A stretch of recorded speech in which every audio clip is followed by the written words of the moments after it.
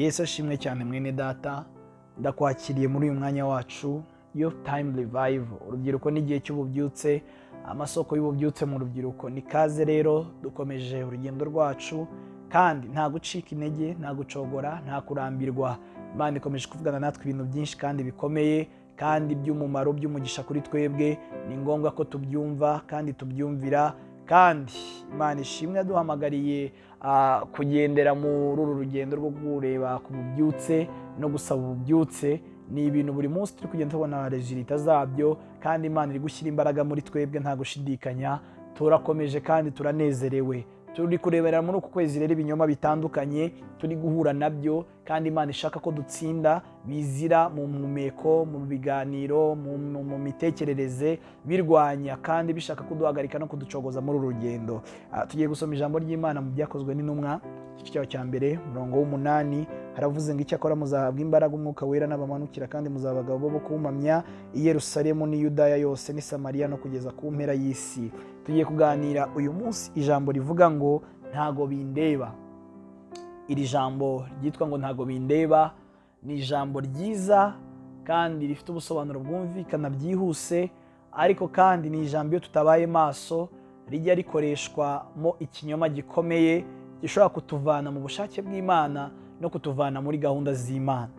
Mwene data, urabona ijambo turasomye mu byakozwe n'intumwa ngo muzahabwa imbaraga umwuka wera n'abamanukira, kandi icyo gihe n'abamanukira muzaba abagabo nyabagabo bo kumamya, kandi avuga aho tuzahamya, ndetse avuga no kugera ku mpera y'isi aho tuzagenda turi abahamya.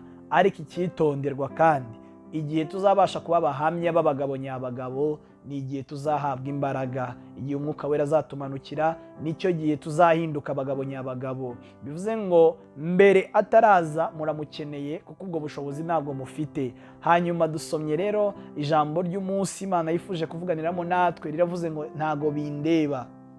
Ujye ugenda mu buzima bwacu bwa buri munsi maze ukumva muri wowe hari ibintu bitakureba, kumva hari ibintu rwose bitakureba, si inshingano zawe, ntago ari ibyo wowe ntago bikureba, kumva hari ibikureba. Ariko icyo Imana ishaka kuvugana natwe si ukwanga ko hari ibintu bitatureba. Rwose hari ibintu bitakureba, ariko ibyo bintu bitakureba ni ibintu koko bitareba n'Imana. Icyo nicyo turaza kuganira cyonyine. Ibitakureba ni ibitareba n'Imana. Hari ibintu Imana idafite guta mu mwanya wayo. Ibyo bintu Imana idafite mu guta mu mwanya wayo nibyo bintu idashaka ko abana bata mu mwanya wabo. Nibyo bintu bitareba abana b'Imana, ariko ibintu bireba abana b'Imana. Imana ishimwe cyane. Imana irahamagarira abana b'Imana kugira ngo babashe kubita mu mwanya wabo. Haleluya.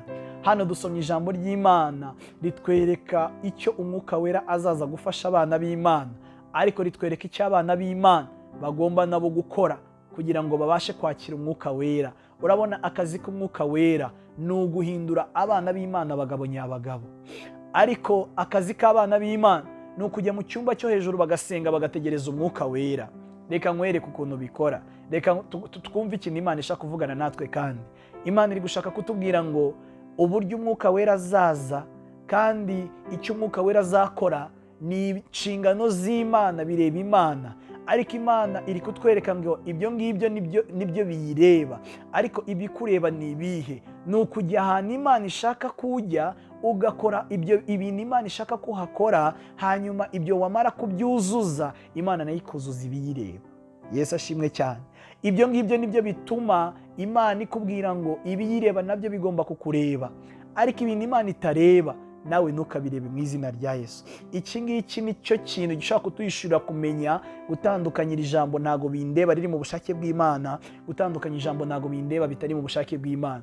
Kuko rimwe na rimwe hari igihe tujya turekura imitima yacu tukanga kureba ibitureba. Hari ibintu Imana ishaka ko bitureba kuko nayo iri kubireba, hanyuma umwanzi akagutera kuyoba, ugacika intege zo kureba iby'Imana ishaka ko bikureba, ukabyita ntago bikureba. Ariko mwene data, ni ngombwa kumenya ko hari ibikureba kandi bigomba kuzuzanya n'ibireba Imana kugira ngo ubushake bw'Imana busohore. Turabona abigishwa, Yesu arabaga ngo ibareba ni bimwe nuko mugenda mu cyumba cyo hejuru gusenga, hanyuma ibindeba nanjye nuko nohereza umwuka wera. Hari ibintu Imana izakora kuko nawe hari ibyo wabanje gukora. Hari ibintu Imana itakora utarabasha kwitegurira nawe ibyo ugomba gukora. Ni ngombwa kumenya ko uri umupartenere, uri umufatanyabikorwa n'Imana. Hari ibintu ugomba gukora bikureba, hari n'ibintu Imana igomba gukora biyireba.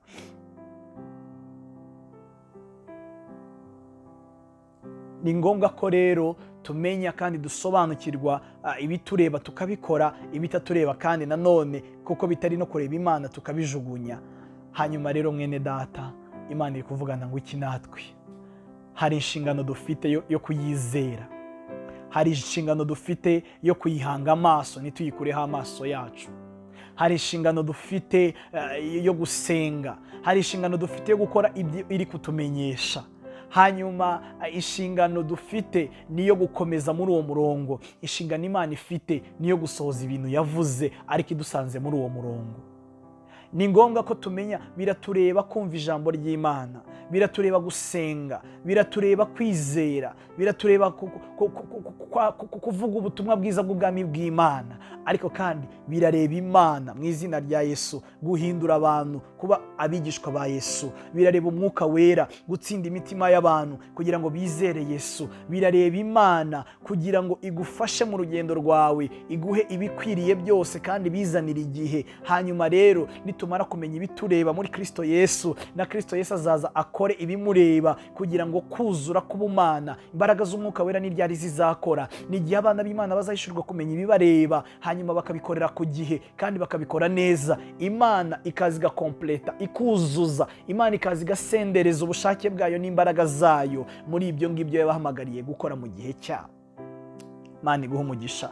Ububyutse dukeneye kubwumva nk'ubuzima. Ububyutse ntabwo ari ibintu by'imiyaga bizaza mu buzima bwacu ngo bibronge bigende bidafite aho biva n'aho bijya. Imana irashaka kuyumva neza mu buzima bwawe kandi ukumva icyo Imana iri kuguhamagarira gukora mu gihe cyawe, hanyuma kandi ukakireba kandi ukamenya ko ari icyo Imana ishaka, ugategereza ubushake bw'Imana. Iyo umaze kumenya ko wowe ibikureba wabikoze kandi ukamenya ko hari ibireba Imana, iyo ijwi rije kuko atari ku bundi ibi bintu birakureba, umenya ko ibyawe byakurebaga wabikoze, hanyuma ugasigara ubwira Imana, Imana ibisigaye n'ibyawe niwe bireba. Imana ishimwe. Uko niko gutekereza Imana ishaka kugira, nuko ukora ibyawe hanyuma ukayirekana ikazi igakora ibyayo. Dore kandi Eliya we ikimureba n'iki? Ni ugusana igicaniro, ni ukongera kugikusanya akacyubaka. Kandi ibireba Imana ni ukumanura umuriro. Mwene data, hari ibintu bitakureba, hari ibintu bireba Imana kandi Imana niyo izamanura umuriro. Icyo Eliya asabwa ni ukubaka igicaniro, icyo Imana isabwa ni ukumanura umuriro, icyo Mose asabwa ni ukuvana abantu muri Egiputa, icyo Imana isabwa ni uguca inzira mu nyanja bagatambuka, icyo Mose asabwa ni ukubavana muri Egiputa, icyo Imana isabwa ni ukubagaburira mu butayu. Ibyo bireba Imana. Ibyo kurya byo mu butayu bireba Imana. Haleluya. Ibyo kurya byo mu butayu, amazi yo kunywa mu butayu bireba Imana, imyambaro mu butayu bireba Imana. Hari ibintu bitakureba koko bireba Imana, ariko Imana irashaka ko nawe hari ibyo ureba bikureba. Imana ishimwe. Ibyo uzabishurirwa n'Umwuka Wera, kandi numara kumenya iby'Imana bizakorohera gukora ibikureba mu izina rya Yesu. Habwa umugisha. Yesu mugumane, Yesu mugendane, Yesu agufubike, Yesu akomeze kuguhishurira ibikureba mu izina rya Yesu Kristo umwami wacu. Amen.